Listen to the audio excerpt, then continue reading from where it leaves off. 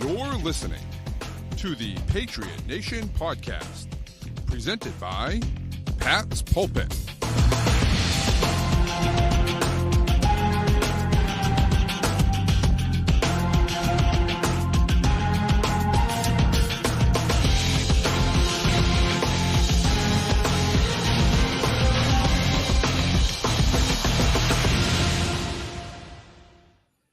All right, welcome back to the Patriot Nation podcast. We have a special episode. Obviously, we're going to be previewing the Cardinals, but we're going to start with an interview with a recurring guest at this point, a guy that we had a blast talking to before. He is the founder of GoLongTD.com. He also wrote The Blood and Guts, which is just a fantastic book that we've already talked about. Ty Dunn, thanks so much for coming back on, man. We appreciate it. Matt, Pat, it is a pleasure to be here. I got to say, Pat, you gave me hope with all things The Blood and Guts when we talked way back when you said that you were already like half the way through the book and you've got 3 kids, you're a math teacher, you got all this stuff going on, and you're finding time to read about, Ben Coates and Rob Gronkowski. So that meant a lot. Appreciate it. No, of course, man. I can tell you that book is going to end up in a couple family members under their trees in a couple weeks here. Beautiful. Get that That's right great to hear, Matt.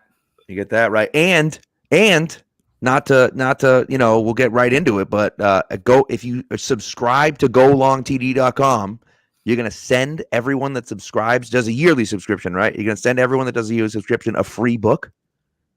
I appreciate it, Pat. That's right. We gotta. I'm trying to work on the marketing techniques, but you gotta hit it at the top, right? That's what we gotta do.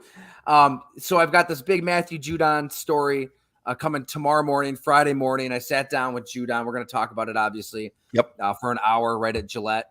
So, yeah, if there's Patriot fans out there that want to read that story in full, I think it came in at about 7,000 words or so. So you'll get your money's worth there, I promise you. You'll get that. You'll get everything at GoLongTD.com. And if it's an annual membership, we'll link up and I'll send you a signed copy of The Blood and Guts. How tight Love it. Football. Look at that. I mean, come on. A lot of Gronk, a lot of Coates, a lot of Bill Belichick, right? I mean, he really is a godfather at the position. So, Patriot fans, thank you so much for finding Go Long. It's very true. It's very true. So let's get into this Judon story because I think it's really interesting. And he's really a fascinating guy. I mean, obviously we see the production on the field, right? I think I wouldn't be alone in saying that I was very nervous when the Patriots signed him to a long-term deal, right? Because the last time the Patriots signed a outside linebacker, D-end hybrid from the Ravens to a big contract, it was a Adalius Thomas and it ended up being a complete disaster, right? And so Judon plays great at the beginning of the year last year, obviously gets these, Defensive Player of the Year award, this buzz, and then falls off at the end of the year, right?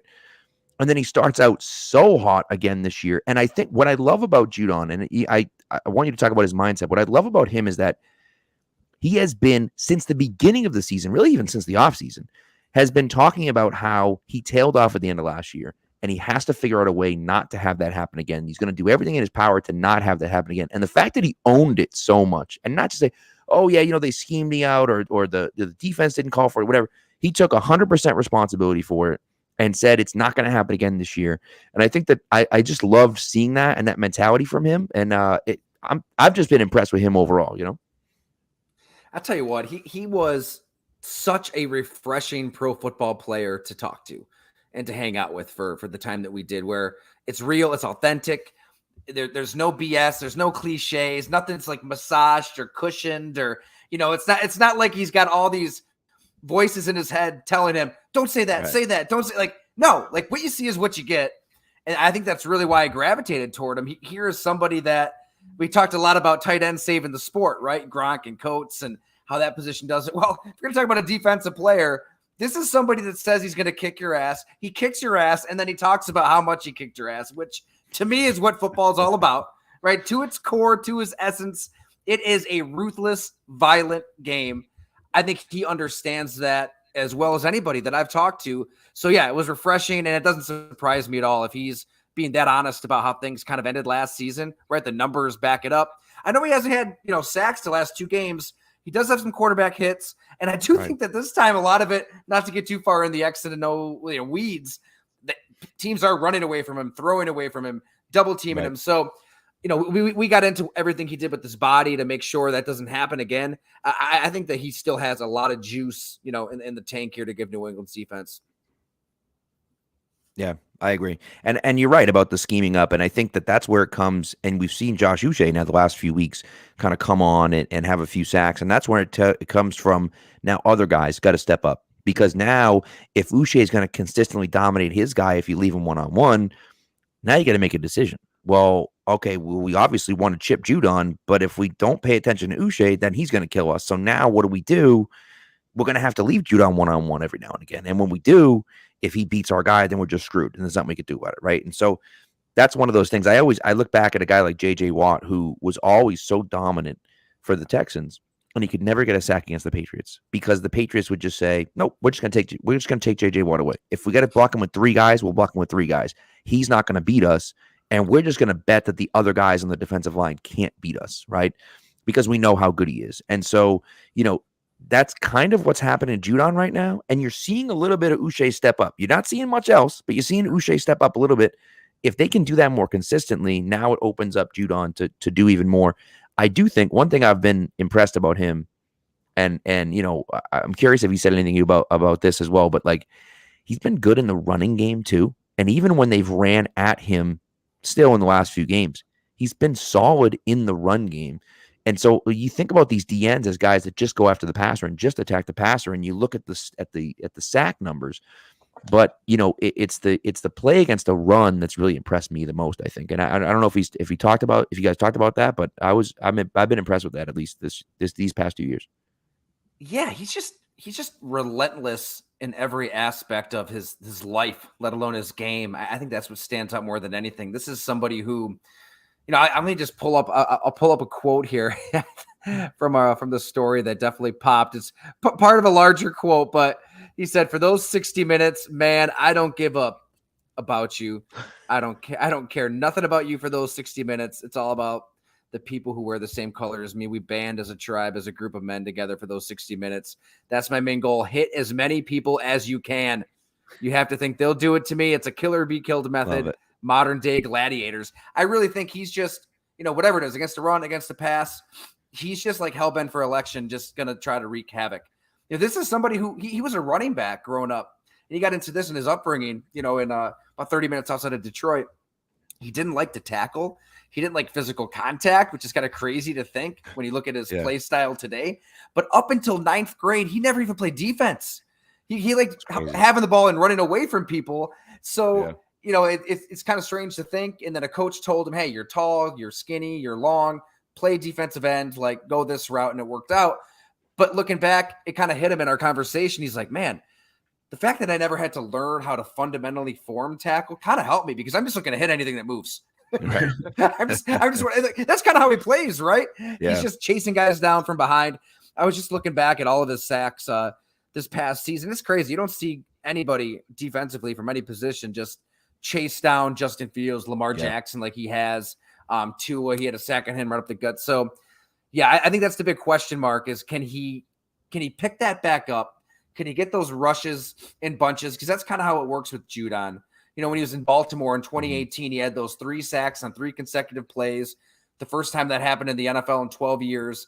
And, whether it's Dietrich Wise, Josh Uche, they both kind of reference the fact that with Matt Judon, everything happens in bunches. Like he gets onto this Michael Jordan-like, Kobe Bryant-like, as Roy said, like just zone where he cannot be stopped. And he's that competitive that if the Patriots are going to do anything here at 6-6, they've got a chance. Arizona, Vegas, those are 2 winnable games to get to 8-6. I think it's going to come down to that. I think it's going to come down to Judon kind of getting hot, getting in that zone, and just wrecking stuff out there. Yeah. Well, I think beyond that, beyond just the end of this season too, Pat, you mentioned kind of signing him to a long-term deal there. There's some question about Devin McCourty's future with this team. Jonathan Jones is going to be a free agent. There's guys in this defense where you don't know where they're going to be. And you have a guy with that mentality that fills the leadership void on defense. If you have a guy that's going to play that hard and that physically, it sets the tone for everybody else for the rest of this year and for the years to come. That's a great point, because I think he does speak up from time to time. A couple weeks ago, he said in the linebacker room, he felt a need to kind of speak up and had a few words and just kind of taking advantage, maximizing your opportunities, that kind of stuff. But overall, he leaves to talking to the guys that won a Super Bowl. He's looking around and thinking, hey, man, I haven't won that yet. There's guys here who have. Not a lot left. They've had a lot of turnover on that roster, obviously. But if it gets to that point, he's probably going to be – I mean, I think right now he's probably the face of the team. If you're going to try to think of an identity or an emblem or somebody that represents what the Patriots are when they're the best version of themselves as a team, it's probably Matthew Judon, right? Those red sleeves standing out too kind of helps with that brand. I'll tell you, every game day, that's what I wear. I got the Judon jersey with the red sleeves to go underneath it. I love it. Great celebration too. I know he stole it from Michael Crabtree, but it's hard to have a trademark, catchy celebration that it doesn't seem forced, doesn't seem corny. I like just kind of cleaning off the 24-ounce ribeye steak. I think it works. Yeah, exactly. Yeah, it's good. So now you sat down with him. You also sat down with some other players to talk about him, right? So can you just kind of shed some light on? Obviously, we don't get too far into it because people got to go to golongtd.com and read it. But can you just shed some light on some of the things that some of the Patriots guys had to say about him? So I'd say that the whole point of the story is this is a throwback, old school football purist who understands what football is, right? Violent game played by violent people. Hey, guess what? There's going to be some toxic masculinity out there. Tough. Deal with it. You've got to think that way when you're on a football field. He does. I think that the story is okay. Like let's go into Matthew Judon's world. He takes us in that dimension. This is what it looks like when you're in his dark lair. And to do that, I caught up with a bunch of people, from Grand Valley State to New England. And, Grand Valley State, I don't think people realize the D2 life, how that can make anybody, let alone Matthew Judon. I mean, they had games in the Upper Peninsula. And so for those who don't really know the area, I lived in Green Bay, Wisconsin for a while. So if you went straight north, you'd hit Lake Superior, you'd get to the UP. Well, where Grand Valley State was to play those two teams up in the UP, it was a 10-hour bus ride, an 8.5-hour bus ride. And they would – they'd play their game and they'd immediately come all the way back. So if it was a night kickoff, you're talking about getting back at 8, 9 a.m. the next day. And they're watching like the whole Rambo series on the way up. And you're either going to like hate each other as a team or love each other. There's like no in between. If you're stuck on a bus with 40, 50 guys. Oh, yeah. So I think that was weird. Like they didn't have training tables. They still don't have training tables. He tore his ACL and he really gets into that moment where in 2013, when he tore his ACL and he lost football, look, a lot of guys do that. I've talked to TJ Watt. He credits that moment at Wisconsin when he had his injury. He lost football. He's a tight end. He doesn't really know what's going to happen as the pivotal moment in his life. It's like that with Matthew Judon, only, he didn't have trainers and coaches and people all around him at a D2 school to help him through his rehab. It was just him rehabbing, doing the wall sits, learning to walk again, learning to run again. So I think that isolation in a way kind of created the monster that we see today. Yeah, it's fascinating. And it's really, you talk about a guy that like Grand Valley State is nothing. It's a nothing school. And, to come from a place like that, obviously, I think he had 20 sacks his senior year there. So he was obviously dominant, but to come from a place like that and to, because you got to remember now, Kyle Duggar is coming from a small D2 school as well, but he was a second-round draft pick, right? That's not Matthew Judon's story, right? Matthew Judon's not that guy. So, like, to come from that, from obscurity to a guy who gets a huge contract, in really his second deal, I guess it was his second deal, right? After his rookie deal, right? So he got tagged by Baltimore. It's kind of crazy that they let these great defensive players leave. CJ Mosley, Darius Smith, Matthew.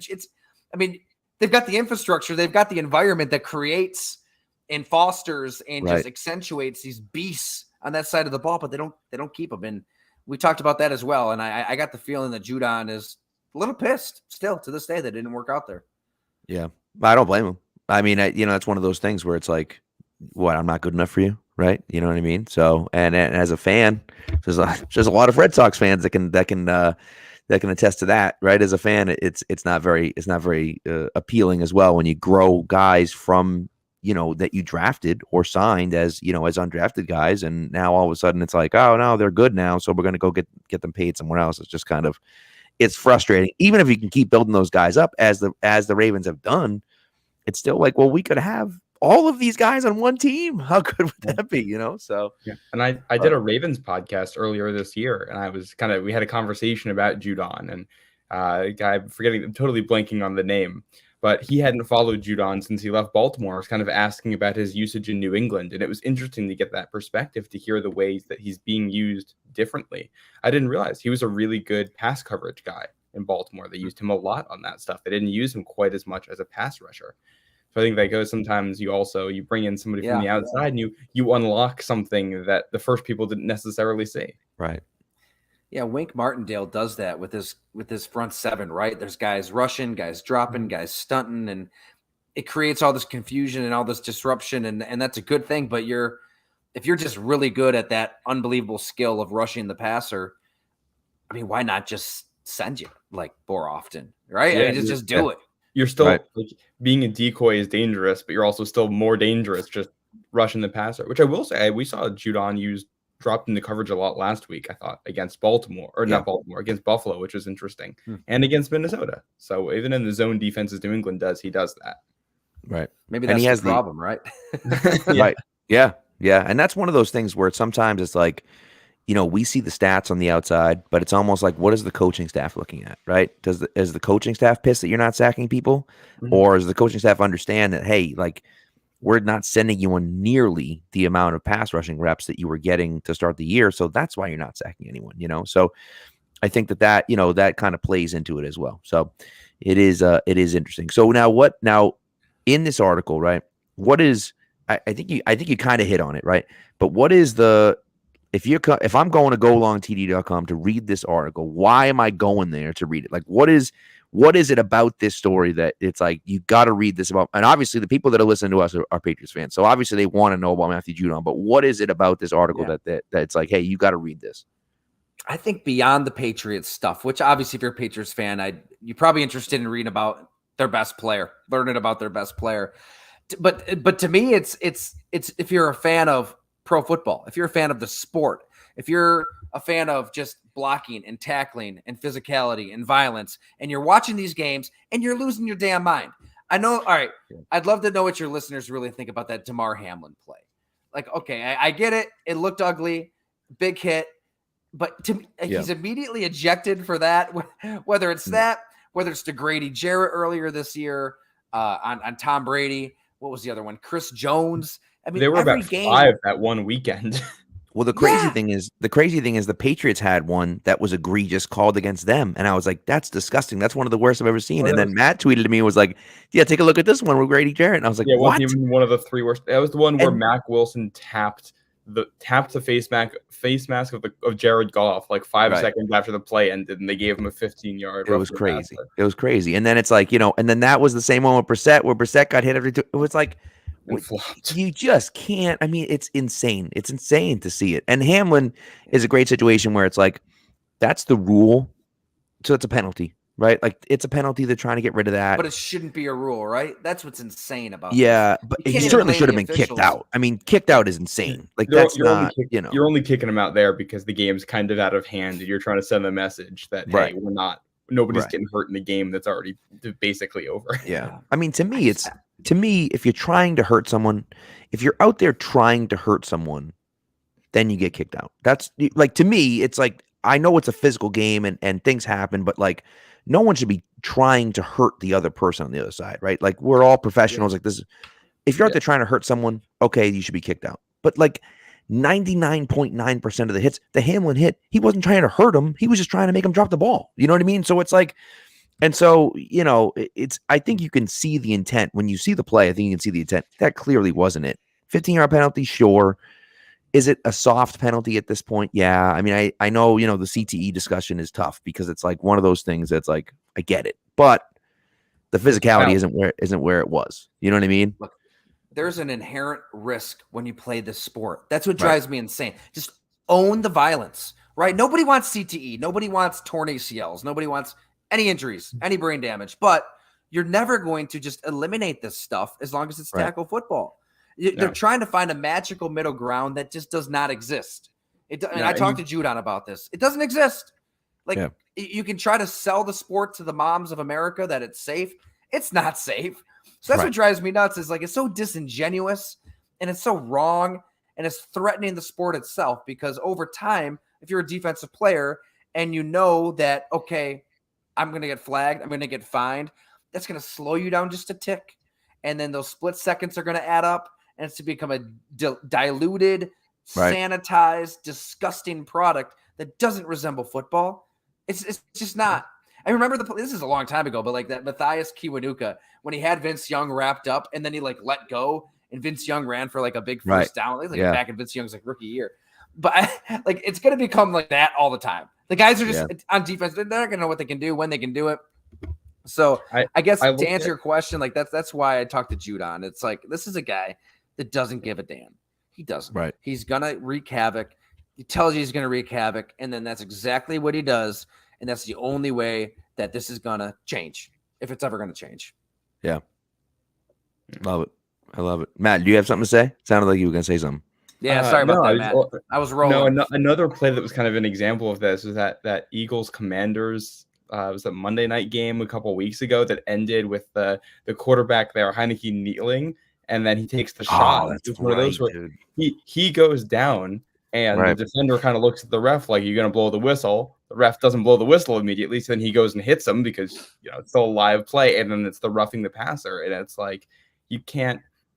You got to pick one or the other situations like that. It's just And if you're in a situation where like the defender can't do something different, then the penalty doesn't work as a deterrent at all. So you're just adding 15 yards onto what is kind of a normal play with an inadvertent result, and it's not changing the methodology that goes into it. It's not making the player not injured. It's just sometimes that happens and it sucks. And you invest a lot into resources to protect the players so that they can recover faster and make sure that they're healthy on the back end of that stuff. But it's not flag football.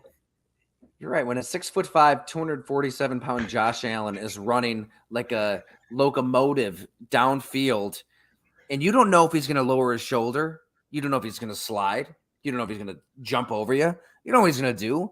Right. You have to try to tackle him. Right. You can't just quit on the play. Lamar Jackson's Barry Sanders in the open field. What are you going to do on him? So I just totally empathize for what these defensive players are going through, and it's troubling because I feel like it's what's damaging. It's not like this sudden change. It's not like there's this one massive granted, we all lose our minds when we see this stuff, but then we move on to the next shiny object the next day, and it's just kind of like out in the ether. So it's really like these.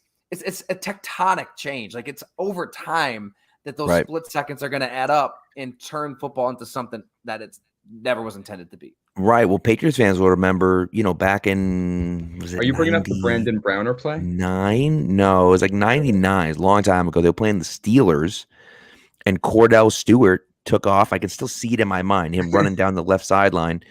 And there's a Patriots, I believe it was Ted Johnson, it was a Patriots linebacker chasing him and didn't hit him because he thought he was going to step out of bounds, and he didn't, and he ran for a touchdown. And it's like, because it's like, well, if I hit him, then it's a penalty, but if I don't hit him, then, so it's like, then you're trying to guess what he's going to do. And so that's that stuff where if you take that extra second to see what he decides to do, he's already beat you. And now with the extra speed, the fact that everyone plays so much faster now, everyone has so much speed. You can't wait. You have to play. And so, you live with those penalties sometimes because it just is what it is, And so it is interesting, and it is. I love that idea and the passion. We talked the last time we talked to you, and I love it because you bring the passion with it. You can tell that you're passionate about it. It's great. I love it. I sound like an old man. I'm sorry. No, it's great. I'm like my grandfather now. Right. Ranting is always encouraged on this podcast, as any listener will know. And so we love it. We absolutely love it. So I'm excited to read it. It comes out Friday morning, right? So obviously we're live Thursday night, but this will be out on Friday morning. So it'll be out on golongtd.com. Subscribe to get it. And as Ty said, or I may have said it, but as Ty said, if you if you do an annual subscription, he will send you an autographed copy of the Blood and Guts. Are you kidding me? Like, come on. That's a great deal. Let's go. That's insane. I appreciate it. No, it was That book was so much fun, man. Just traveling around the country, hanging out with Gronk and Coates. And, Yeah. I don't know if we talked about the Jimmy Graham stuff on the pod, on how Bill Belichick knew Jimmy Yes. Graham. Yes. Oh, we did. Yep. I mean, that blows my mind on how this coach just recognized the greatness of the tight end position, like, back in the 80s and 90s, but all the way through to today. Mark Bavaro and all them. Yeah. Yeah. It's interesting. It's real interesting. Well, Ty, we love having you on, man. Listen, the next time you got to write about the Patriots more often, because then we can have you on more often.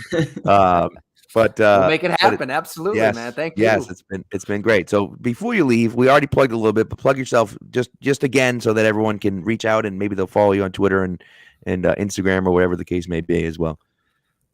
Awesome. Yeah, thanks so much again for having me, fellas. At Ty Dunn, DUNNE on Twitter, Instagram, all that.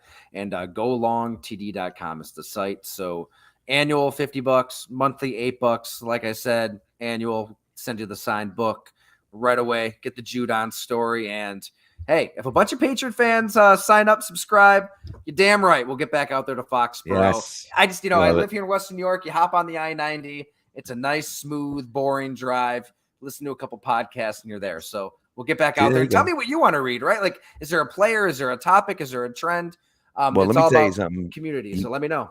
The way you talk about Belichick, we got to get you. We got to get you to sit down with Bill Belichick. That's what's got to happen. That's what's next. That's what's next. I'm sure it's really easy to make that happen. I'm sure that's really easy to do. But and I'm sure he's going to give you all kinds of open answers to everything you ask. But you know what though? But you know what's interesting about Belichick, which is so great, is that the way you talk about the game and the passion you have for the game, you're not asking about stuff that happened this year or that you're looking. No, you're talking about the history of the game and the things that he saw in the 80s and who he talked to. And so, like, that's why I think the conversation will be so interesting, because not that you don't care about the stuff going on right now. Obviously you do. I don't want to say you don't, but I feel like you're like a historian of the game, like he is, and that's why the conversation to me would be so interesting, because you bring that passion. He has such a passion for the history of the game, and and can talk about some of those nuances that that are there, and and the fact that, again, you're talking about a tight end book and you're talking about players from different teams, and you're bringing Belichick into stories about guys that are on different teams, and so it's fascinating, and so that would be the conversation. If you're in Foxborough again, I live down the street, so hit me up next time. We'll go to lunch or something like that. When you're down it was such a hit and run. I was in and out. With two kids. I came back. I was just there one night, and I absolutely. If I would have known though that you were right down the street, you're like, hey honey, I'll be a little late because I got to go meet this random guy for lunch. You know what I mean? Yeah, you got to change diapers. Get for home, more okay? Days get home and change the diapers.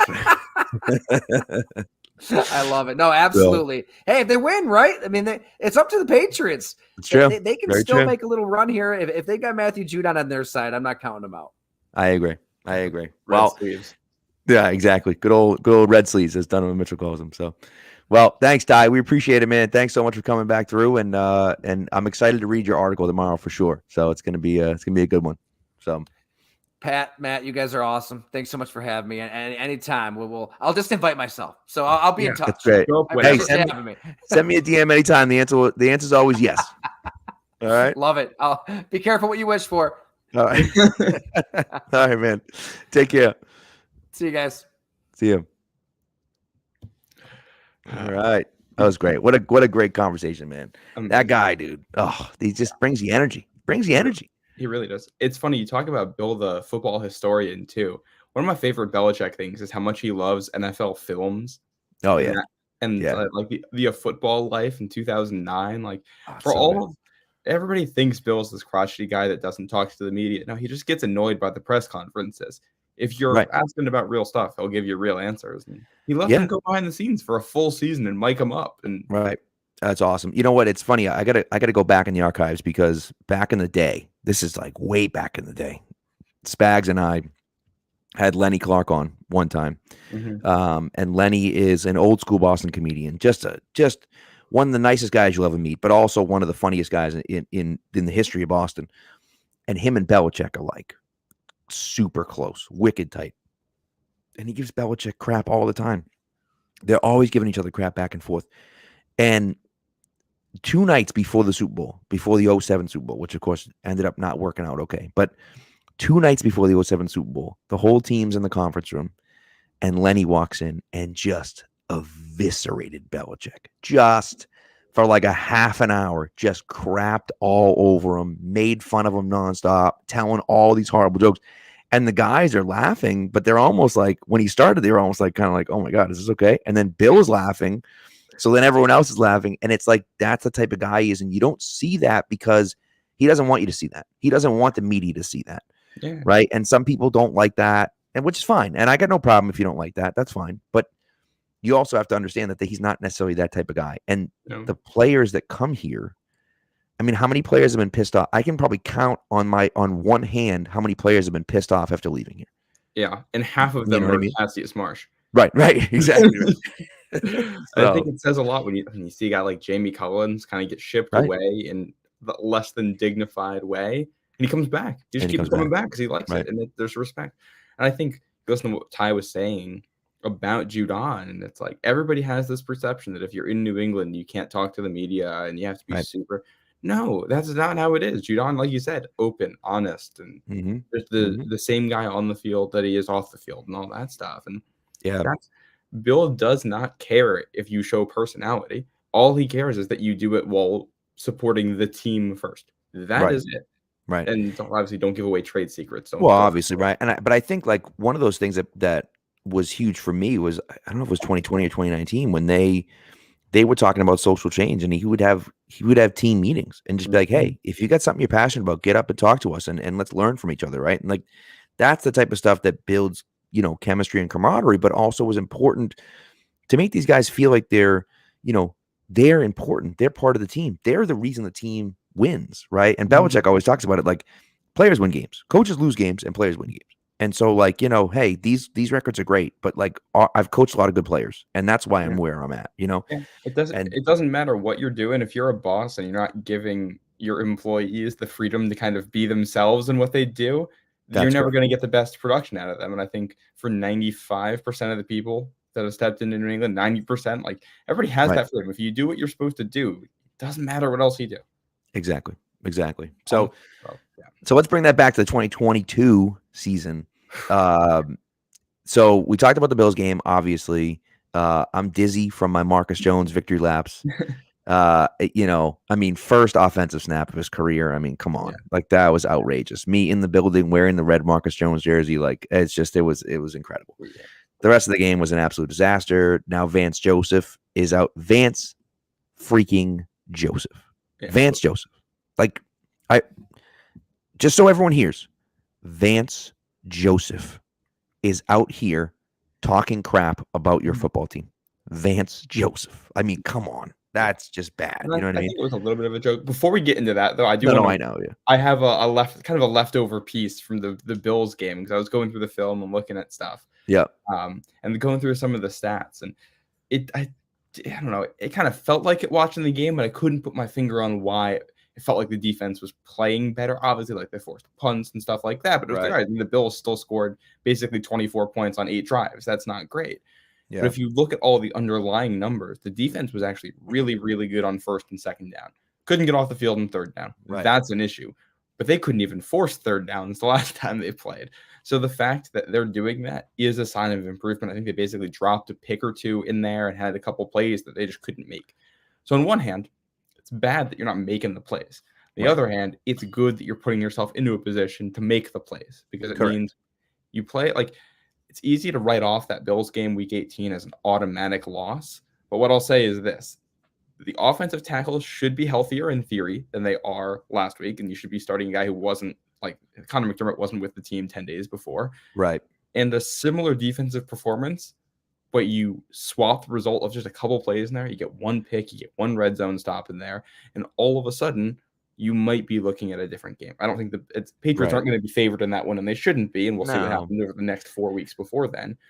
But I don't think it felt like a blowout, but on last Thursday, but also it could have been closer. Like it's right. Well, and I think what you said is perfect, right? And we talked about it a little bit on the instant reaction, but like in a game like that where you're not that good, you're okay, but you're not that good. You have to be able to make those plays. You have to capitalize. When you get an opportunity, you have to capitalize. If you have an interception, you better freaking hold on to the interception. Mm-hmm. If you're open in the end zone like Devontae Parker was and your quarterback gets you the ball, catch the damn ball. Now, the game was over at that point, but catch the ball. You know what I mean? Like, I know it's a tough If catch. you're covering That's a what you're here to receiver do. and the quarterback is scrambling, stay with him. Yes, right. And that's right. So that's one of the other things, right? So, yes, if you have a fumble, you better score at the fumble. That's true. So it's if we can take advantage of that, I think there's an opportunity. Now, obviously, a very different team this week against the Cardinals. Also, Team Crazy Max said he's going to get one of those red Marcus Jones jerseys. I will tell you, if you are near the pro shop will make your custom jersey while you wait. It's like a 20-minute process. You go in, you order your jersey, say what color, what size, and what number and name you want, and they'll make it while you wait. If there's people in front of you, it might be an hour, but like it's not going to be much more than an hour. So they'll like you don't have to send it away. No, it's just bam, they do it on the spot. So, so if you're into that kind of thing, do it. I need to add some Pats jerseys to my collection there. Well, Team Crazy Matt looks like he bought 7 jerseys that way. Hey man, wow. Listen, someone's got to pay the bills down there in Foxborough, and Team Crazy Matt is helping out down there. We appreciate you, sir. Oh yeah. No, you look at what Vance Joseph was saying, and right. I think it's kind of a joke there too. Yeah, like, I think he's making a comment just for fun. But the underlying part, he's talking about the short passes and all that. When you watch the team, it's like we keep hammering this to death, but the offensive line can't block. Right. Nobody can do anything. So it's like you have to call short passes then. There's nothing else you can do, really. And it was everybody. And then Mac had a couple of real bad plays in there. Mm-hmm. There's that play everybody's talked about where it's like, oh, like Mac had the intentional grounding and Trent Brown's laying on the ground. That play was on Mac Jones because they got the tackles cut blocking. That's cool. And it's you got to get it out quick. And he sees the first read, didn't like it. It was a tight window throw. I think he could have made it, but I get why you don't want it. But then he pulls it back down. He's looking. You don't have time for that on a play. Right. Yeah. And it's situational, right? You got to know where you are. You got to know what the situation is. You have to know that they're cut blocking, and he whiffed. He didn't get him.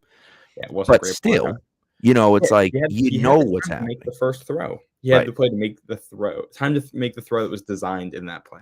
Right, correct. And that's one of those things. And it's like, honestly, in that situation, if you can't make that throw, because I think it was a throw to Ramondre out of the flat, in the flat, I believe is where he was looking first.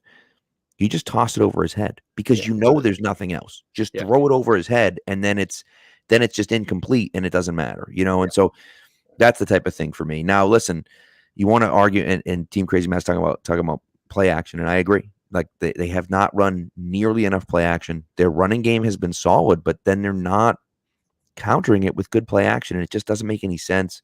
They had They had a great other things I was kind of picking up on the film, and why I think they're not running more. Is that now when they start doing play action, teams are just blitzing it the second they start going into it.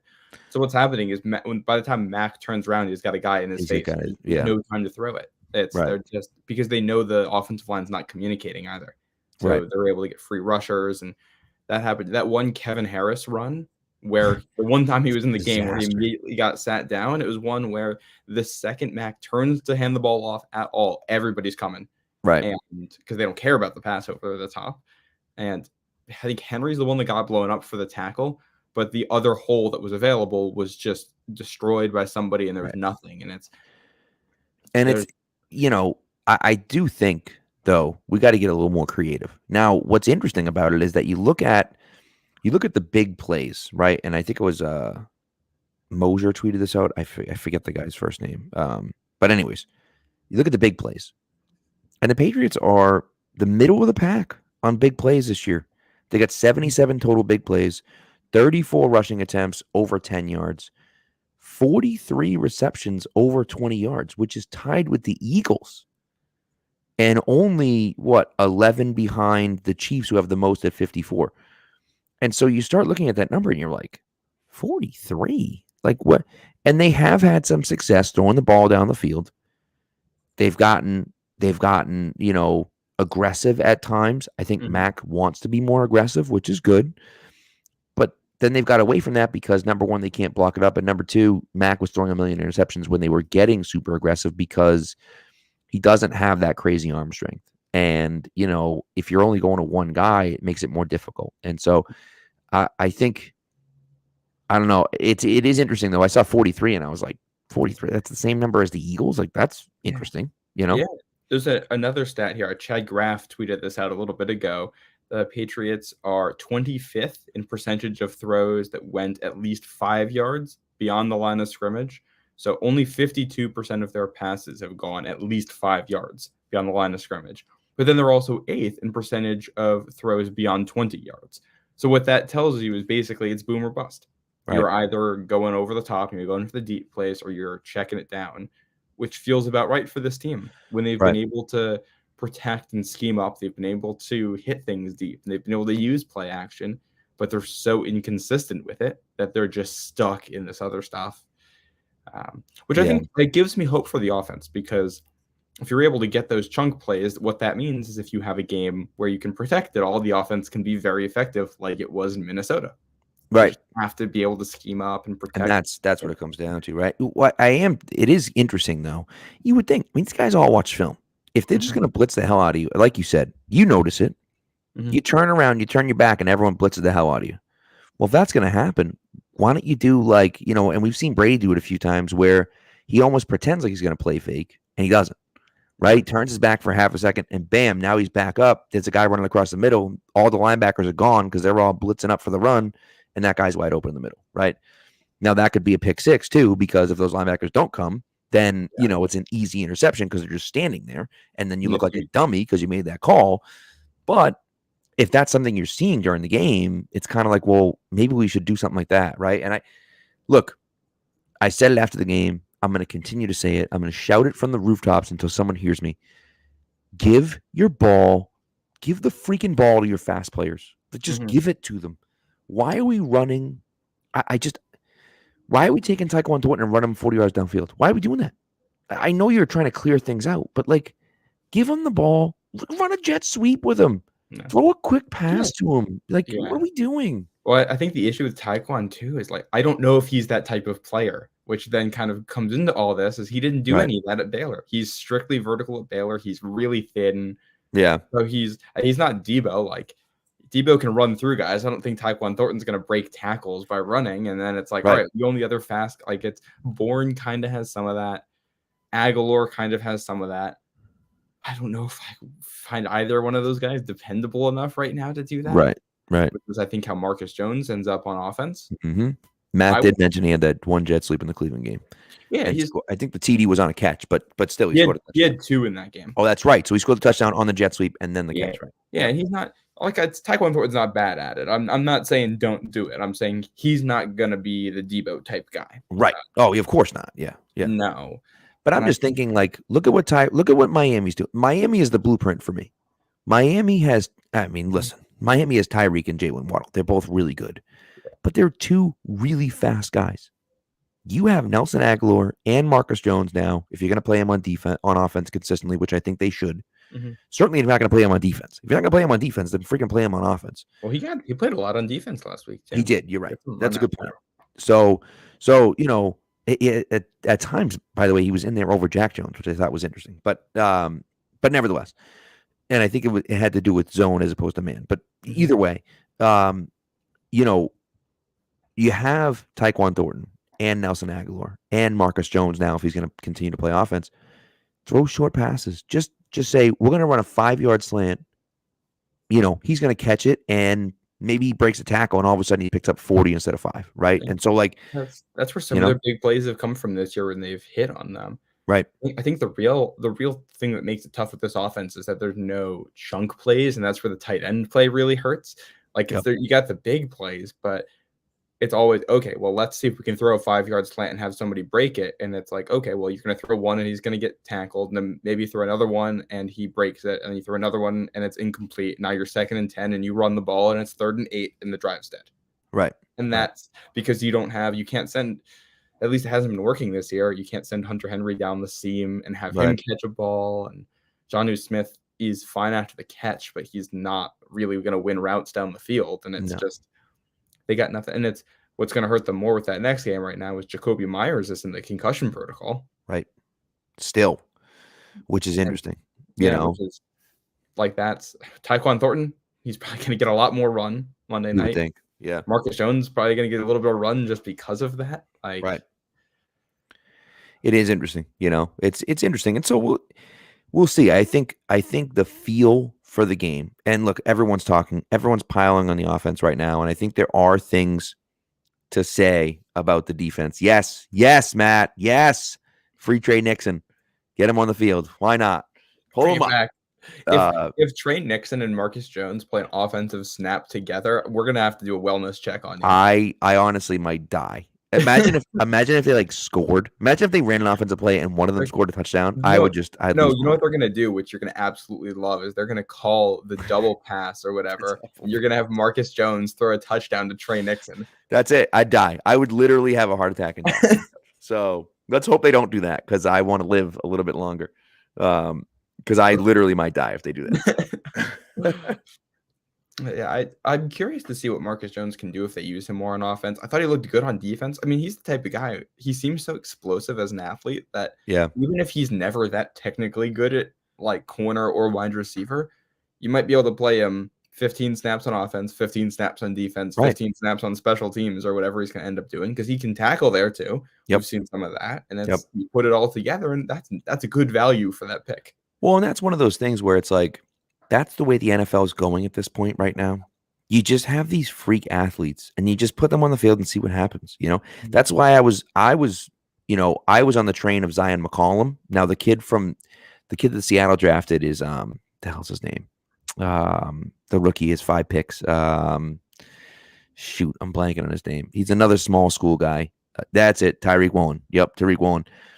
He's another guy, big guy, fast as hell. And it was like him or Zion McCollum. I was more of a McCollum guy than a Woolen guy, but they were the same type of player. And Woolen's been fantastic, right? He's been fantastic for the Seahawks. And part of that is like, is his technique great? I don't know, but he's like 6'4" and runs super fast. So it's like, yeah, well, of course he's going to go out there and play well, right? And so it's like what they do in Seattle too. He doesn't have to. I don't think he plays a lot of man out there. I think he can do a lot of zone stuff where you can use the athleticism, and as long as he doesn't get burned over the top, the worst case is you allow a completion and you go on to the next play. Exactly. Right. Exactly. And so you put those guys in a position where they can make a play because of the athleticism that they have. And, you've seen it pay off around the league. And I think that's where we're headed. And so that's why we're excited about the Patriots going after the high floor, the high ceiling guys. They've always gone after the high floor guys, but they've always been like high floor, low ceiling guys, right? Like, I love Deron Harmon. He's one of my favorite players ever. Love Deron Harmon. But he's a high floor, low ceiling guy. He's a low ceiling guy. Like, he's not. And then, he was for a time one of the most important guys in the defense. But it was because he was so smart and he didn't make stupid plays, and he had a knack of making plays in a big moment. But like, he wasn't a freak athlete who was like just better than everyone else. That was never him, right? And so your healthy mix in there with the low ceiling, low floor guys like Jordan Richards. Yeah, exactly right. Coach Richards out there. He played special teams. He did. Great special teams guy. Great special teams guy. Great in the locker room. Terrible. Was he even a great special teamer? I don't even remember him being. He was a good special temer. You're right. Yeah. Brandon School was already a better special teamer than Jordan Richards ever was. But it's funny because Slater is leading in special teams votes right now for the Pro Bowl, which makes sense because he's the name and he gets in every year because everyone knows who he is. But I'm like, you could make an argument that Brandon Schooler has been better on special teams than Matthew Slater has, right? Like, it's really interesting. He's been and I think part of that is just the impact of having Slater out there too. You got a guy with that reputation, and that's the other part. Right? Exactly. Yep. We haven't really talked about this on here, but this team lost 2 core special teamers from last year in Cody Davis and Justin Bethel, and special teams have been better. Yeah. Apart from a couple of punting and kicking woes, the rest, the guys who aren't kicking the ball have been much better on special teams. Right. I mean, obviously, the kick return against Minnesota, that was a pretty obvious holding penalty, but still, right? Still, you can let that happen. But beyond that, you're right. They've done really well, and again, School, I think, has been a big part of that, right? But not just him. Marcus Jones has been out there. Obviously, Slater's been out there. Duggar. They get guys that go out there and play. Matt right? Wilson does a good job. DeMarcus Mitchell. Yeah. Like, I mean, Pierre Strong has made his mistakes on special teams for sure, but he goes out there and he tries hard, and he's right. I mean, this is a guy who's a running back who was drafted, who's out there on special teams making tackles all over the place, or at least trying to make tackles, engaging with blockers, and he's doing what he needs to do out there. And yeah, you need all 11 guys on special teams in particular. Right. Agreed. So it is interesting. I mean, and we'll see. And now what's fascinating about this team and the rest of the way through, and look, the Cardinals, I think we haven't even talked about the Cardinals. I think the Cardinals stink. I think they're a bad team. I think they're poorly coached. I think that, I just think that they're just not that good of a team. But they have Kyler, who when every now and again, and he'll have 4 or 5 games in a row where he's like, meh. And then he'll have this one game where he's unbelievable and he looks superhuman. And Hopkins, of course, is, one of the 5 best receivers in the NFL still, in my opinion. And so that top end talent is still there, at least offensively, and defensively. They're okay. They're still good, right? They have some good players. I think Simmons is a beast. They have some good players defensively. They're not as good as they were, but that's part of the problem is that, I think you're better than them, but like they have a lot of top end talent that might just win out if that's the case, Yeah. It's like this, in some ways, this could be like the Minnesota game where it's like, all right, the opponent's just going to have the best player on the field. That's probably the case. But with DeAndre Hopkins out there, but at the same time, like, I don't think Kyler Murray can dice you up the way Kirk Cousins did. Like, Kirk Cousins sat back there and did a really good job of recognizing defenses and finding the holes. Yeah. Kyler Murray's not that guy. He might beat you by scrambling, but I think there's also a chance this goes down like some of the Zach Wilson games where they do a good job of containing him. Maybe Josh Uche has a good game, and you got Mac Wilson out there containing. Like Mac Wilson missing that tackle on Josh Allen last week. He's not missing that tackle on Kyler Murray, at least not in that same way. Yeah. And if you're able to contain him, you should be able to win with that. I don't trust. I mean, Kyler's better than Zach Wilson at diagnosing defenses, but he's nothing special there. He's good at creating out of structure, but at the same time, if you can contain him even a little bit, don't let him scramble, don't let him pick up first downs, get them in bad situations. And their offense is not consistent. The Cardinals could score 30, but they could also get shut out and throw 3 picks. Like that's right. And I think I think you hit on it. Like the key is that he is great outside of the structure. Mm-hmm. If you keep him in structure and he's in the pocket and you don't give him lanes to run and keep the play alive and scramble around back there and then chuck one up 50 yards downfield to DeAndre Hopkins, then it gives you a better chance. Where I feel very good about it if, he's back there in the pocket trying to make passes out of the pocket all night long, because I think he can't win that way. And so, it's going to be interesting, and you have to think that that's what they're going to want to do too. But then the Cardinals, you have to think, no, that the Patriots want to do that. So then it's like that chess move of how do you do that? How do you keep him there and keeping your gap integrity? It's going to be that, to me, is going to be the game. Yeah, and I bet we see a lot of zone too. I wouldn't be surprised if the Patriots play a lot of zone defense the rest of the way, except for probably the Miami game, because the receivers they're going against, like it's who's going to go up on Hopkins? It's not going to be Jonathan Jones. That's an awful hype matchup. Jalen Mills, maybe Jalen Mills with safety help has enough size to make that work, to not get killed. Maybe he gives up 70 yards receiving, but no touchdowns and nothing over 15 yards type of thing. You can live with that. Yeah, good point. Maybe Jack Jones does a little bit. I'm not sure about how he's going to match up. It's like you're not putting Marcus Jones out there. You're not putting Sean Wade out there on him. No.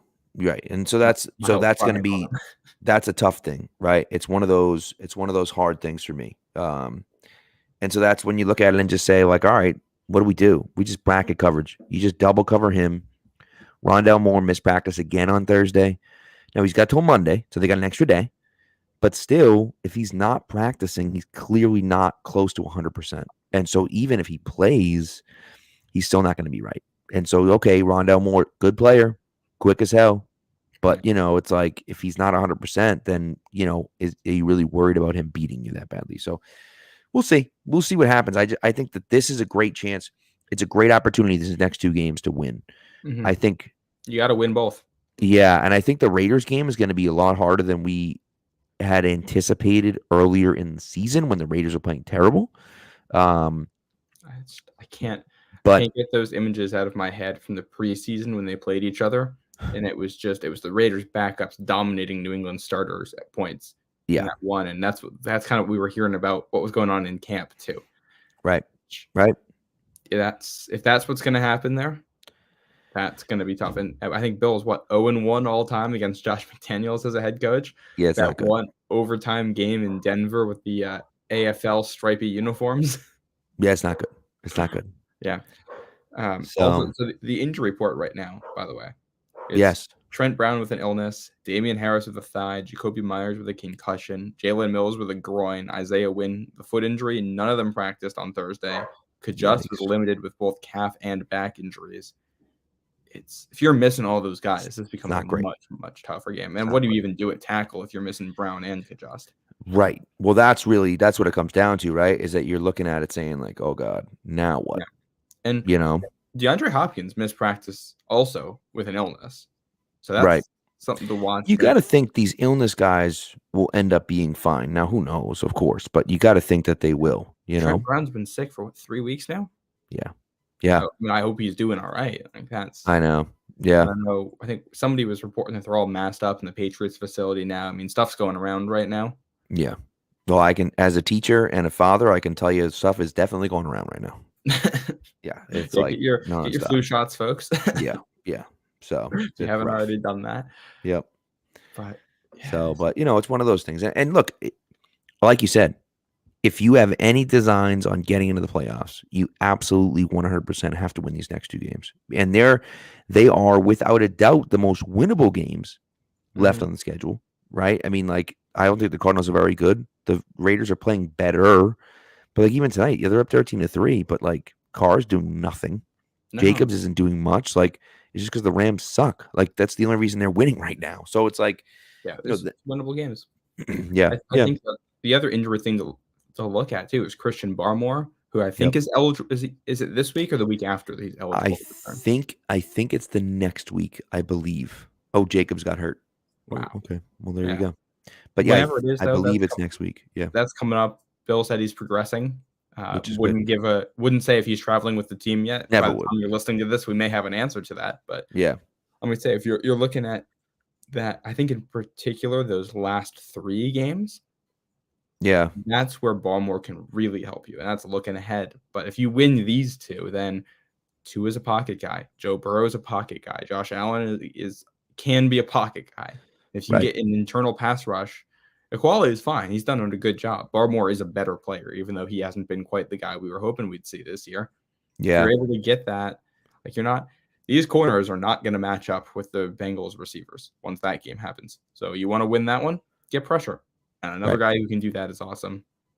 So you need to get healthy. There's no shot of making this run of winning 3 or 4 games here if you're not healthy. And absolutely right. And again, are you going to make the playoffs? I don't know. Does it matter? It does. It does, because you never know. You never know what happens in the playoffs. You're probably not going to win that game, but you don't have a chance to win that game if you're not in there, right? So you of course want to play as well as you can. You want to finish the season on a high note. And we were talking to Ty about Matthew Judon and how he slowed down a little bit, but how you need other guys to step up. And if you can have a guy like Barmore who's clearly good at getting after the passer from the defensive tackle position, and you have Uche playing well on the other side now too, now it gives you even more pause when you're worried about who we're going to block. Well, if we leave Barmore one-on-one, he's probably going to beat us. Well, if we leave Uche one-on-one, he's probably going to beat us. If we leave Judon one-on-one, he's probably going to be, well, how do we block all these guys, right? And so then you're keeping these offensive coordinators up at night trying to figure things out, as opposed to, you up at night trying to figure out how you're going to stop the offense. And so that can certainly make a difference, And I think more than anything right now, it's obvious that this team needs playmakers in any aspect. Correct. But I think 2 of their last 3 touchdowns have been scored by Marcus Jones. Right. You need big plays somewhere, and pass rusher, defensive tackle, developing a little bit. That's a guy who can give you big plays, and tackles can kind of give you big plays there in the running game if they can get better. We're in a weird point in the season, because you kind of look at the bye week and it's all right, come out of the bye week and play better. But then you get this right now, which is a mini bye, and it gives you another chance to reset and get yourself to where you need to be. I think it is kind of frustrating that for both of these bye weeks, they've been really banged up and had illnesses and all that. Yeah. I don't think they've gotten quite the rest or the teaching time that they wanted to because of that in here, which is just kind of a season where nothing has gone right. Right. But even if you're able to do some of that and recover and learn from what you did, you got a lot of young guys here. And sometimes that growth happens from week to week, from game to game. True. You can play, they might play better next week than they did the week before. You never know when they can take that step. Right. Full strange. This is one of those points in the season where if there's going to be a chance to learn from what has happened early in the season, this is the last break where you can kind of come out of that and try to make some changes. Agreed. You know, it's funny. I'm actually working on a little piece for Pat's Pulpit about the schedule and some quirks in the schedule. We're talking about bye weeks and stuff. These last few weeks now, right? You play the Jets coming off your bye. And so you're like, oh, that's good. That's an advantage for the Patriots because they're coming off the bye. No, sorry, the Jets are also coming off the bye. Mm-hmm. Then you have a short week against the Vikings. Both teams have a short week. Fine. Well, now you're playing the next Thursday night, and you're like, ooh, okay, it's the next Thursday, but we don't have a short week. We have a regular week because we played on Thursday already, and now we're playing on next Thursday. Oh, yeah, no, the Bills also played on Thursday as well, so they have a full week too. You don't get an advantage there. Okay, fine. All right, well, this week, we get a mini bye because you played last Thursday. Now you're not playing until Monday night. Great. Oh, no. Sorry. Arizona actually didn't have a game last weekend, so they're actually coming off an actual bye. Mm-hmm. Oh, okay. All right. Okay. Next week, though, I know it's a short weekend. Oh, no, wait. I'm sorry. The Raiders are playing on Thursday night, so they won't play. And it's like, what the hell, dude? Like, you know, like every time the Patriots have had an opportunity to get an advantage, they haven't had one. And they've been in a disadvantage in a lot of these games where it's like teams have had more time off than they have. So again, the NFL's not out to get them or anything, but it's an interesting schedule quirk where it's like, you know, every time you think there might be an advantage, they're not getting an advantage. And most of the time they're at a disadvantage as far as time off between games. Yeah. And this is a team that doesn't need more disadvantages. That's correct. And it's been one of those years where it's like week one, your starting quarterback gets hurt with a back injury, which that's a story. We haven't even talked about that since early September. Like that happened. And your offensive line's basically not ready to go week one. And then week 3, your quarterback implodes and then gets hurt. And then week 4, your quarterback gets hurt again. And then you got Barmore hurt and you got Duggar hurt. And it's just, and then offensive linemen hurt. And it's just been one of those, it's one thing after another. And it's, again, this team does not have the depth, the talent, or the coaching right now to overcome all of this stuff. They don't have a guy really consistently who's giving them the excellent play from snap to snap, except probably Judon right now. Right. And you need excellence. It's boom or bust right now, which is fun, but there's too much bust. Correct. And again, you know, we've talked about it a ton on here. You're not good enough to overcome the mistakes.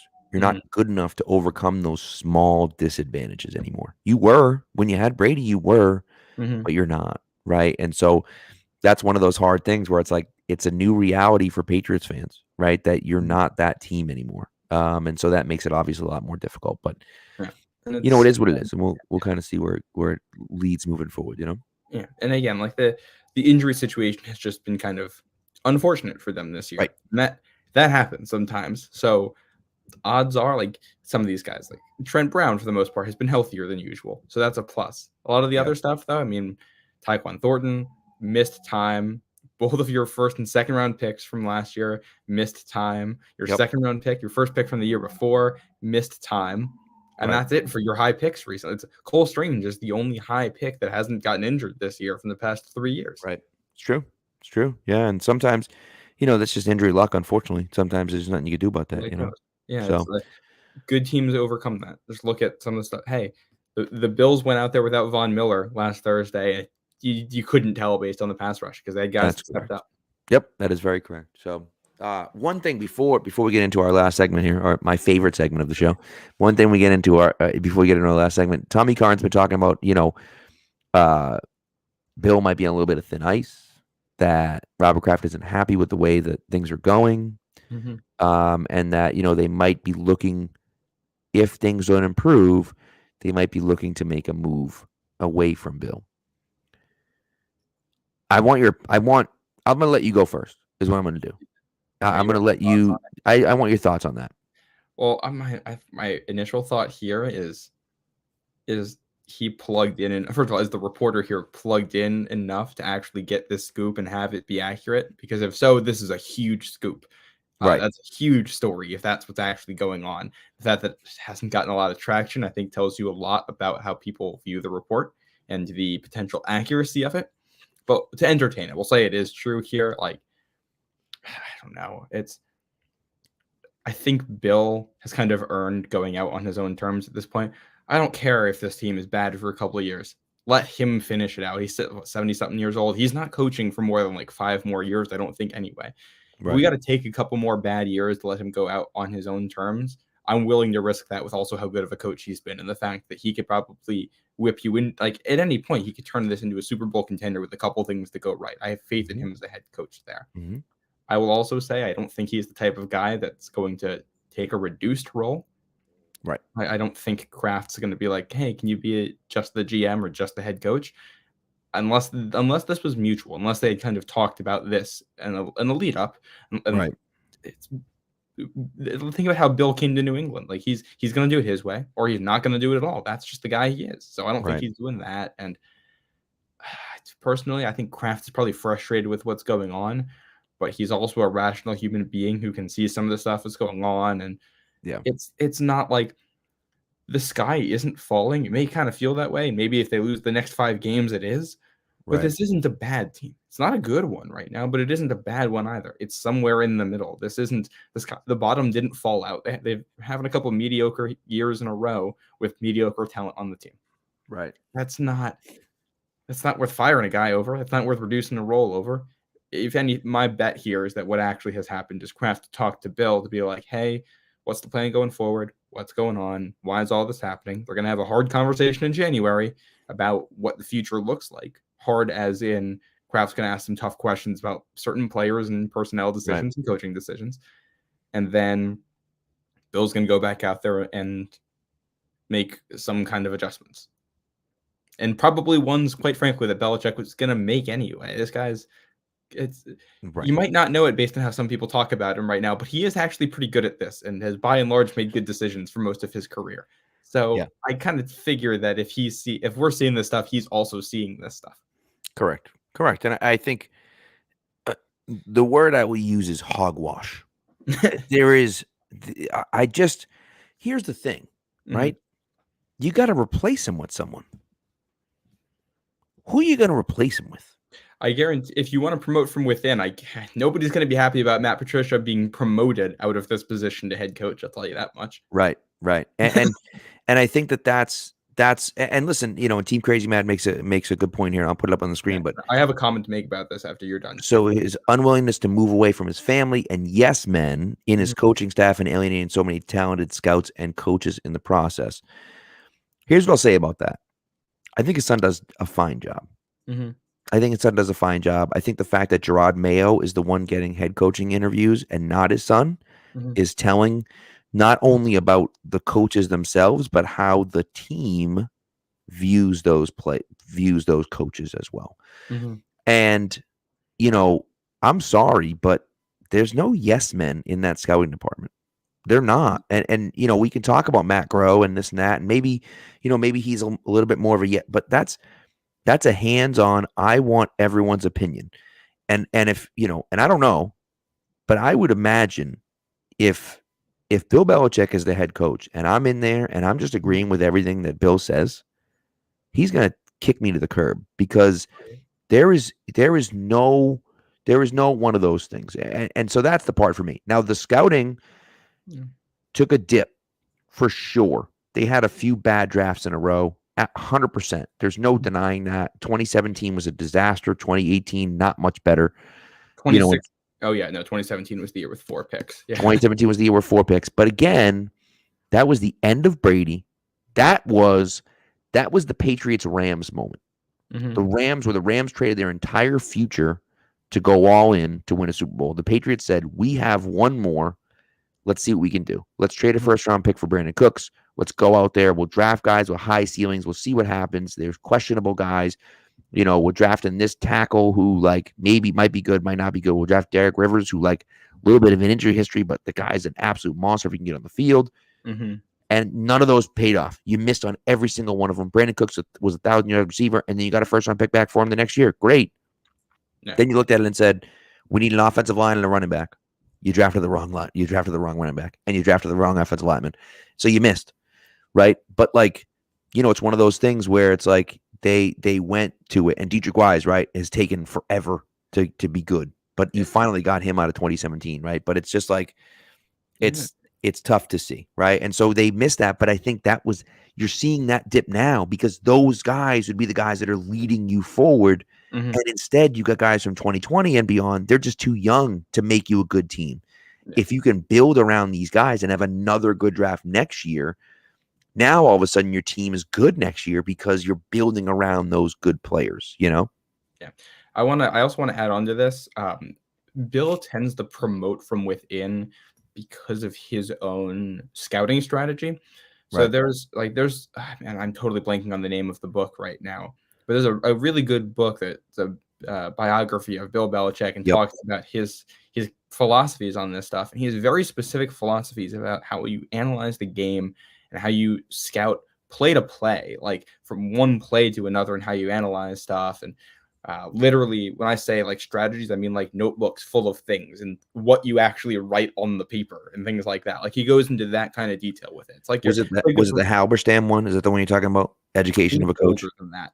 I've had it for a while now. I think it runs up to like 04 or 05 or 06 maybe. So okay.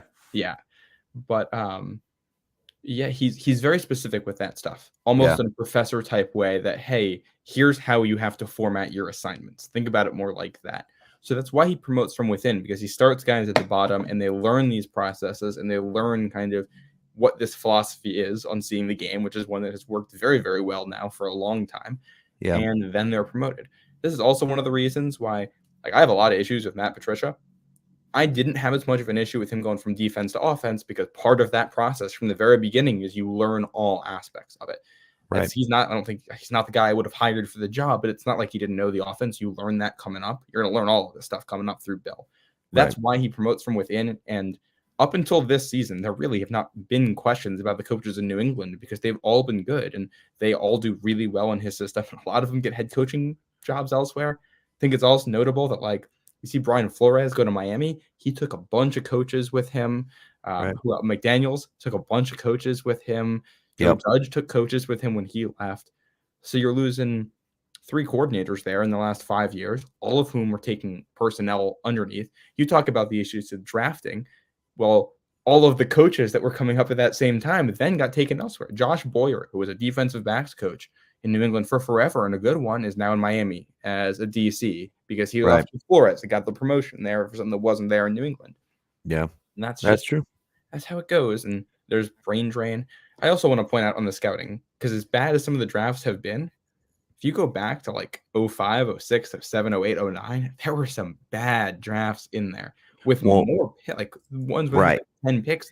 Every one is a miss. And that's one of those things where you saw the dip in production. And of course, they make the Super Bowl in 11, and they're still one of the best teams in the league, and so on and so forth. But like, you saw that dip. And then once the drafts got better again, starting in 2010, now all of a sudden, do you think it's a coincidence that they won the Super Bowl in 14 and 16 and 18? No, they made 3 straight Super Bowls for a reason, that because they were that good, right? And because those guys from those drafts come in and they're dominant players, and you get instant impact players, you know?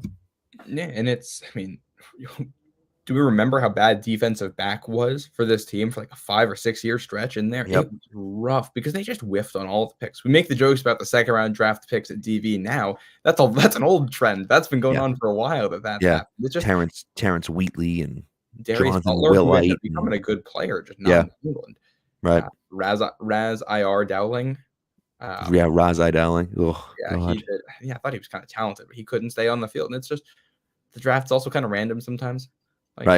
You're predicting the future based on 21, 22, 23-year-old man. As a 24-year-old man, I can tell you we're not reliable. It's very true. It's very true. What I did, it's hard to, you're trying to predict the future on guys, and sometimes it just doesn't work, and sometimes the bounces don't go your way, or sometimes guys get hurt and it stunts their development, and then another guy comes in and they're off the roster. And yeah, that's a good point. And as Matt says, Matthew Slater and Julian Edelman playing DB in 2011, not to mention Earthwind Moreland and Sterling Moore, having really important roles on that team. Yep. Yeah. Knock that ball away from Lee Evans to win the game. And when you've got Brady and Gronk on the offense, you can cover up for a lot of the things on the defense. It's just it's kind of mid all around right now. And more than 04. Yeah, that was my bad. I always get that mixed up. But yes, Earthwind Moreland was 04. Was that Dexter Reed? Was that backup safety they used to have in 04 too? They were just, they've had so many of those like weird guys where you're like, what, that guy? You got to fill out 53 roster spots. Yeah. Not all of those players are going to be good. That's very true. That's very true. Number 42. Of course, Matt knows. Number 42. Oh, I remember that from the Patriots DVDs. Watching Dexter Reed in Super Bowl 39 on special teams. That DVD came with a list of the roster for that year, and I studied it. Yeah, of course you did. I love it. So, all right. But that's our long way of saying Bill's not going anywhere. He's not going anywhere. And I think as you said, he's earned the right to go out on his own terms. Mm-hmm. I know the argument. The only thing I will say is that Kraft is 80 now, and he doesn't have that much time left. I understand that. But again, the grass isn't always greener on the other side. If Bill leaves, who replaces him? Like that. I think one of the things to look at here too is if you want to replace Bill with a guy who knows the New England style and can be a head coach and all that, the name that comes to mind is probably Bill O'Brien. Right. A guy who's been rumored to be out at Alabama and maybe looking for stuff, and Patriots rumored to be making a move at offensive coordinator here. And Bill didn't really do anything to dismiss that after the season when he was asked about it. And it's like, all right, if Bill O'Brien comes in as offensive coordinator, you probably handle that until Bill is done and then get promoted to head coach.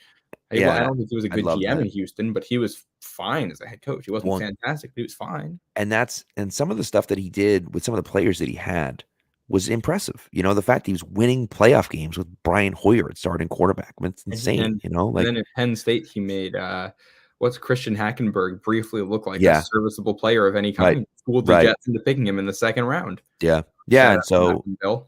I know, helping the Patriots once again. But it is just interesting where you look at it and say, like, that could be a guy. And when Bill came here, he had a checkered past too. There was some questions about the way he did things in Cleveland, just like there are some questions about the way Bill O'Brien did some things in Houston. So I'm not saying that Bill O'Brien's going to be that good, but he could be that next guy. Gerard Mayo could be that next guy, right? And so, but again, they're a few years away. Could be Josh McDaniels, depending on how things end up going on out there in Vegas. Oh, but if things go the way that they might be going in Vegas, you may not want Josh McDaniels as your head coach. That's the case. How about Josh McDaniels, Bill O'Brien, Matt Patricia, Joe Judge, quartet at head coach? Put the duties forward. Yeah, right. I think we're all gonna love that one. Yeah, right. So just pick someone to blame. But anyways, look, and I think don't give up hope on this team yet. Do not give up hope on this team yet. They're still in it. I know it hasn't looked pretty at all the time. I know that. But like they're still there. They're a few plays away.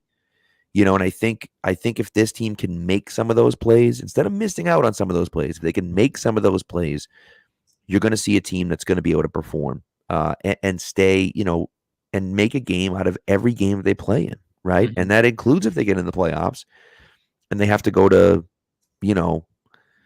Kansas City or something. Cincinnati. Going to Buffalo would be bad. But if they had to go to Kansas City or Cincinnati. If you have to go to Buffalo, you might just end up staying there a week. Right. You're going to go up there, play them twice in 2 weeks and see what happens. Right. It's true. So I'm not ready to give up hope on this team yet or anything. It's No. And again, I don't think we should. And I think they're there. We're seeing a little bit of progress in the last few weeks, which is good. Mac finally had a turnover-worthy play. It was his first in 3 weeks, which I think is good. I think that's a good thing that he's gone that far. He's come out of that slump that he was having at the beginning of the year. Still hasn't been great, but he's looking back to I tweeted something at the beginning of the year about how Mac had however many picks, however many games, and there were plenty of sophomore quarterbacks that started that way and then cleaned it up down the stretch. And right. I remember getting a lot of hate for that, but I want to collect my I was right now. Going, this is 4 straight games now without an interception. Yeah. Since those first 3 games, he has, I think, 1 pick, and that was in the Bears game. Right. And that's when he got benched and all that and was injured. Yeah. So since fully recovering from that injury, he has not thrown a pick. And I don't think he's been perfect. I think some of that is luck, but that's also just interceptions. Right. They're not going to catch every turnover-worthy throw you make. 100%. And my thing is this, right? And I talked about this right after the game. Devontae Parker drops that touchdown in the end zone. Kendrick Bourne has a ball in his hands. Now, those are both in the last drive of the game. I get that. But those are highlight reel plays. That throw to Devontae Parker was a legit throw into double coverage. He hit him in the hands. The throw to Kendrick Bourne on the right sideline where he's scrambling around and finds Bourne. Bourne's going to pick up 25 yards on that play. And that's one of those where, and again, I know the game's over, but that's one of those where like Mahomes makes a play like that, and people go nuts because he's running around for his life back there, and he has the, he's calm and cool and gets it to the guy that's wide open, right? And so it's one of those things where it's like, yeah, okay, it hasn't looked great, but it's also not quite as bad as maybe it seemed,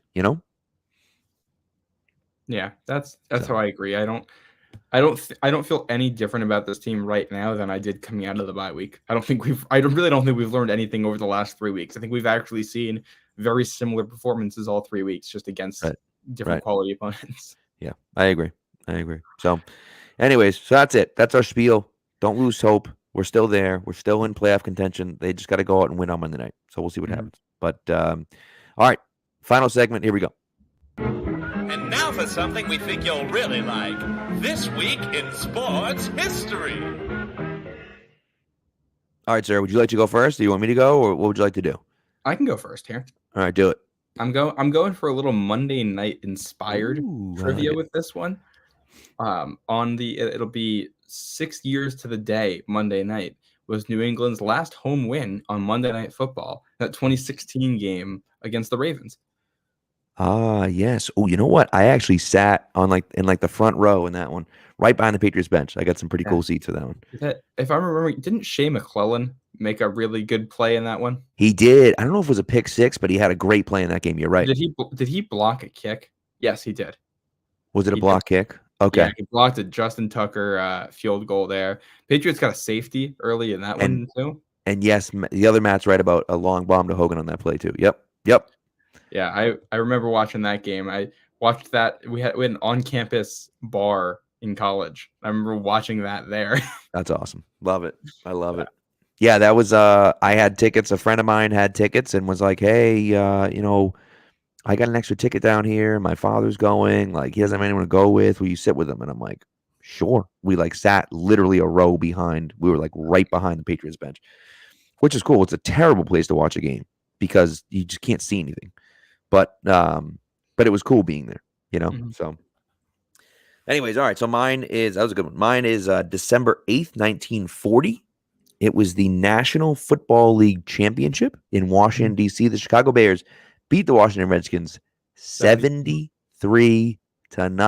It's the most lopsided victory in NFL history and the first NFL title game broadcast on national radio. That's a great game right there. I love that.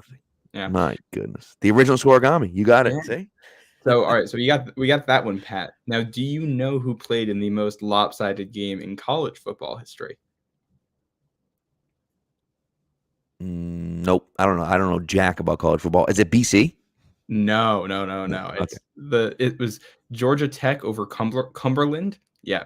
Of course. Team Crazy Matt's got it there. Of course. 222-0. Jesus Christ. Yeah, I think it's a John Boyce video on that game, which is just hilarious to watch and tells all the little stories about what happened and why it happened. Yeah, there we go. Team Crazy Now, the comment about what I'm saying. Yes, I'll send that to you after this, Pat. You have to watch it. It's everything about that game is as funny as you think it is. That's unbelievable. When was that game played? Early 1960s? Early 1900s. Heisman himself was the coach of that Georgia Tech team. Jesus. That's and just rude. Cumberland no longer fielded a football team. That ended their program. No, the team had disbanded that season, but they had previously agreed to play the game. Oh my Lord, that's outrageous. So Cumberland had killed Georgia Tech in baseball the year before, and Georgia Tech Tech, no, we're playing this game. You agreed to play it. We're playing it. They paid him extra to come play. That's a whole bunch of random guys who came out with it. That's outrageous. What a ridiculous game. I have one more, and it's a recent one from December 9th, 2018. Tom Brady passes Peyton Manning for the most touchdown passes in NFL history with 582 with 3 touchdown passes, losing to Miami.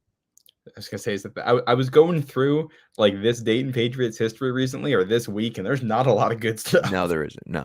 It was a loss to Miami, but he did break the record. I believe, if I'm correct, that was the Miami Miracle. I believe it was. And did he break that? He had that touchdown to Cordero Patterson down the seam in that game. Yes, he did. With an absolute seed. Yeah. I think that was the last one, but I don't remember. Which that's one of my favorite Brady throws. It's a shame that game ended up as a loss because that was just a dime. Yeah. Yeah. So, but yeah, that's a good one as well. So yeah, I don't recognize the Miami Miracle, by the way. In my head, the Patriots won that game.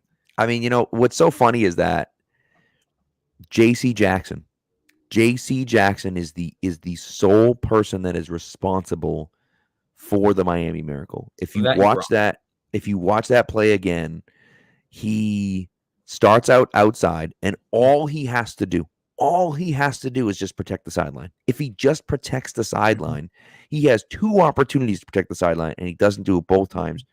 And instead, he chases the ball carrier inside for some reason, and he's like running around in circles. What are you doing, guy? Just stay on the outside. Yeah.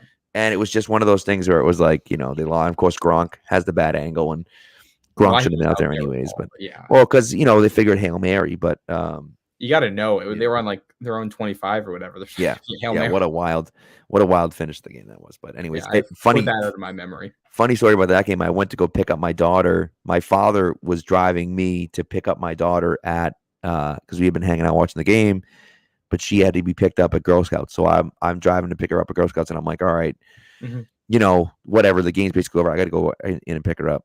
And I go in and pick her up, and I come in the car, and he's like, they lost. And I'm like, they what? What do you mean they lost? Like, what are you talking about? And he was like, yeah. And I was like, what?